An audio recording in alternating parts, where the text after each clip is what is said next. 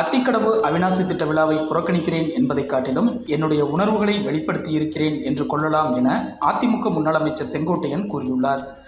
இந்த விழாவுக்கான அழைப்பிதழில் மறைந்த முதல்வர்கள் எம்ஜிஆர், ஜெயலலிதா ஆகியோரது படங்கள் இடம்பெறாததை நிகழ்ச்சி ஏற்பாட்டாளர்களிடம் செங்கோட்டையன் சுட்டிக்காட்டி ஆதங்கத்தை வெளிப்படுத்தியிருந்தார்.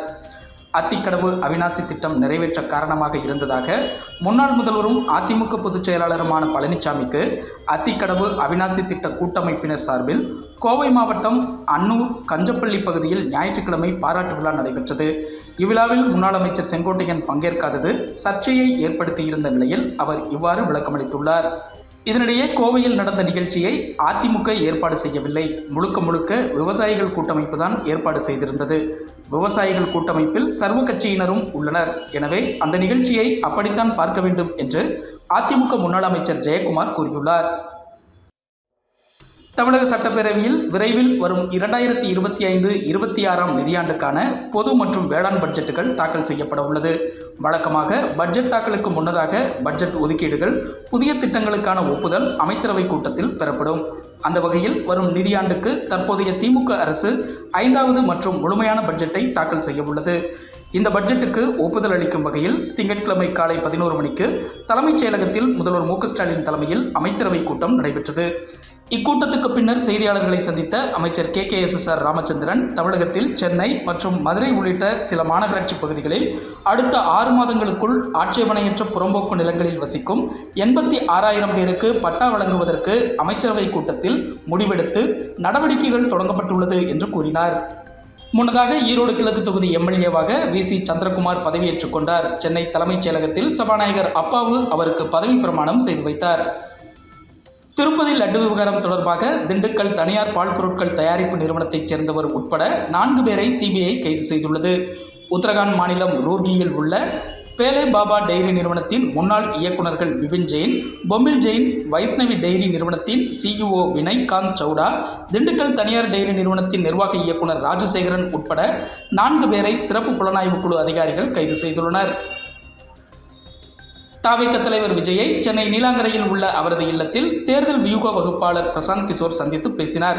இந்த சந்திப்பின் போது ஜான் ஆரோக்கியசாமி, N ஆனந்த், ஆதவர்ஜுனா ஆகியோர் உடனிருந்ததாக கூறப்படுகிறது. திருப்பரங்குன்றம் மலையை சமணர் குன்றாக அறிவித்து பராமரிக்க கோரி தொடர்ந்த வழக்கில் தமிழக தொல்லியல் துறை பதில் மனு தாக்கல் செய்ய உயர்நீதிமன்றம் உத்தரவிட்டுள்ளது. மாநிலங்களவையில் திங்கட்கிழமை உரையாற்றிய காங்கிரஸ் மூத்த தலைவர் சோனியா காந்தி, 2021 மக்கள் தொகை கணக்கெடுப்பு நடத்தப்படாததால் 2011 மக்கள் தொகை கணக்கெடுப்பே இன்னமும் பின்பற்றப்படுகிறது. பயனாளிகளுக்கான ஒதுக்கீடு 2011 மக்கள் தொகை கணக்கெடுப்பின் அடிப்படையில் தீர்மானிக்கப்படுவதால் சுமார் 14 கோடி ஏழை மக்கள் உணவு பாதுகாப்பு சட்டத்தின் கீழ் சலுகைகளை பெற முடியாமல் தவித்து வருகின்றனர். எனவே மக்கள் தொகை கணக்கெடுப்பை அரசு விரைந்து முடிக்க வேண்டும் என்று வலியுறுத்தினார். உத்தரப்பிரதேச மாநிலம் பிரயாக்ராஜில் நடைபெற்று வரும் மகா கும்பமேளாவில் திரிவேணி சங்கமத்தில் குடியரசுத் தலைவர் திரௌபதி முர்மு புனித நீராடினார். இதற்காக திங்கட்கிழமை அதிகாலை பிரயாக்ராஜுக்கு வந்த அவரை உத்தரப்பிரதேச ஆளுநர் ஆனந்திபென் பட்டேல், முதல்வர் யோகி ஆதித்யநாத் ஆகியோர் வரவேற்றனர். டொனால்டு ட்ரம்ப் அமெரிக்க அதிபரான நாள் முதலே பல்வேறு அதிரடி அறிவிப்புகளை வெளியிட்டு வருகிறார். அதுவும் குறிப்பாக வரி விதிப்புகள் மூலம் அவர் புதிய வர்த்தக போரை உலக நாடுகள் மீது கட்டவிழ்த்துள்ளார் என்ற விமர்சனங்கள் எழுந்து வருகின்றன. மேலும் ட்ரம்பின் வரி விதிப்பு தொடர்பான அறிவிப்புகளின் எதிரொலியாக உலக நாடுகளின் நாணயங்கள் பல மதிப்பு குறைவது, தங்கம் விலை உயர்வது போன்ற பல்வேறு தாக்கங்கள் ஏற்பட்டு வருகின்றன. இந்நிலையில் அமெரிக்காவில் இறக்குமதியாகும் இரும்பு, அலுமினியத்துக்கு 25% வரி விதிக்கப்படும் என ட்ரம்ப் தெரிவித்துள்ளது சர்வதேச வர்த்தகத்தில் பெரும் தாக்கத்தை ஏற்படுத்தியுள்ளது. மகா கும்பமேளா விழாவின் போது புனித நீராட பக்தர்கள் பிரயாக்ராஜ் நகருக்கு படையெடுத்து வருகின்றனர். இதனால் பிரயாக்ராஜுக்கு செல்லும் சாலைகளில் 300 கிலோமீட்டர் தூரத்துக்கு வாகன போக்குவரத்து நெரிசல் ஏற்பட்டுள்ளது. உத்தரப்பிரதேச மாநிலம் பிரயாக்ராஜ் பகுதியில் உள்ள திரிவேணி சங்கமத்தில் கடந்த ஜனவரி மாதம் 13ஆம் தேதி மகா கும்பமேளா விழா தொடங்கியது. 144 ஆண்டுகளுக்கு ஒருமுறை நடைபெறும் இந்த மகா கும்பமேளாவில் புனித நீராட நாடு முழுவதிலும் இருந்து கோடிக்கணக்கான பக்தர்கள் குவிந்து வருகின்றனர். மேலும் வெளிநாடுகளில் இருந்தும் பக்தர்கள் இங்கு வருகை தருகின்றனர். வரும் 26ஆம் தேதி வரை கும்பமேளா நடைபெற உள்ளது. இந்நிலையில் பிரயாக்ராஜ் நகருக்கு வரும் சாலைகள் கட்டுக்கடங்காத வாகனங்களால் திணறுகின்றன. இதனால் திங்கட்கிழமை 300 கிலோமீட்டர் தூரத்துக்கு வாகனங்கள் போக்குவரத்து நெரிசலில் சிக்கிக் கொண்டன. போக்குவரத்து நெரிசல் காரணமாக உத்தரப்பிரதேசத்தை ஒட்டி அமைந்துள்ள மத்திய பிரதேச மாநிலத்தின் 7 மாவட்ட நுழைவு வாயில்களில் பிரயாக்ராஜ் நகருக்கு செல்லும் வாகனங்கள் நிறுத்தப்பட்டன. போக்குவரத்து நெரிசலில் சிக்கிக்கொண்ட ஒரு பயணி கூறும்போது, வாகன போக்குவரத்து நெரிசலில் கடந்த 48 மணி நேரமாக வாகனங்கள் சிக்கிக்கொண்டன. 50 கிலோமீட்டர் தூரத்தை கடப்பதற்கு 10 முதல் 12 மணி நேரம் ஆகிறது என்றார்.